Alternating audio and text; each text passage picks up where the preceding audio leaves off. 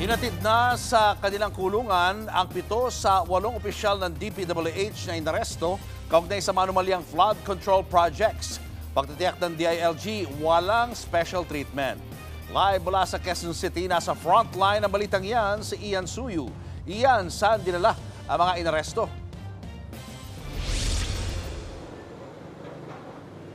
Julius, dinala na nga rito sa New Quezon City Jail Male Dormitory yung mga opisyales ng DPWH Mimaropa na sangkot sa maanumalyang flood control project sa kanilang lugar. At kanina nga, mag-aalas 4 nang dalhin sila rito at ipinroseso for booking bago dalhin sa kanilang mga selda.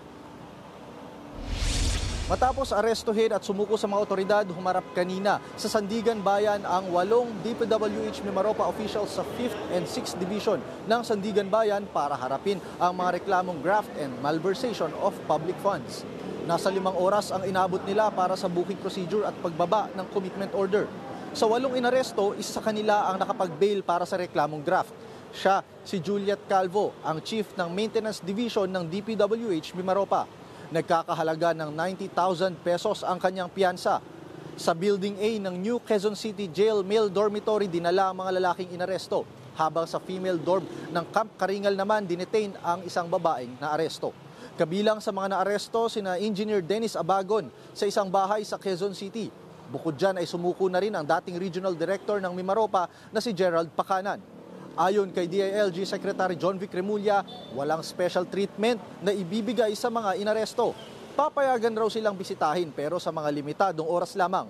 Pakinggan natin ang pahayag ni Secretary Remulla at ng pamunuan ng BJMP. Wala ko kami binibuksan na special wing. So kung saan yung mga general population ng Quezon City inmates, doon rin sila nakatira ngayon. So no special treatment para sa kanila. Tasking ng isang regular na nakakulong. Igising po sila sa umaga, take personal necessities, then kakain, then may sunning area po kami sa taas. Pwede rin ho silang maglaro dyan. Nakatanggap rin ng ulat ang DILG na may 3 pang at-large na personalidad na nasa ibang bansa na nagsabing makikipagtulungan sa pamahalaan para sumuko. Pero hindi daw dyan kasama si dating Ako Bicol Representative Zaldico.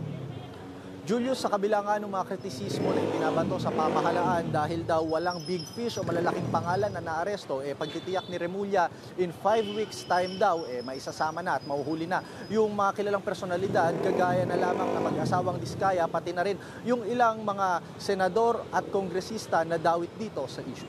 Yan muna ang latest mula dito sa Quezon City. Julius? Maraming salamat, Ian Suyu. Mga kapatid, Julius Babaw po. Para sa komprehensibo at makabuluhang balitaan at talakayan, mag-follow at mag-subscribe na sa social media pages ng News 5.